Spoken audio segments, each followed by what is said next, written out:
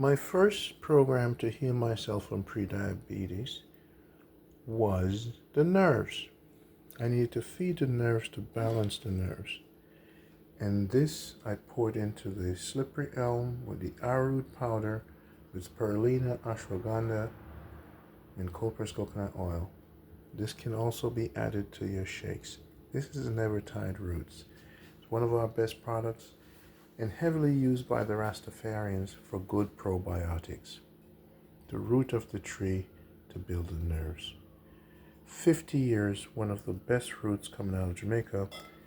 It won't explode on you. So again, go to Jamaica Health Box, sign the waiting list, check with your doctors, but we highly recommend you reset, rejuvenate, and restore the body with at least 8 bottles of this, or 50 or 60 bottles of this. You'll have a total reset of the body and a total cleanse. Take care.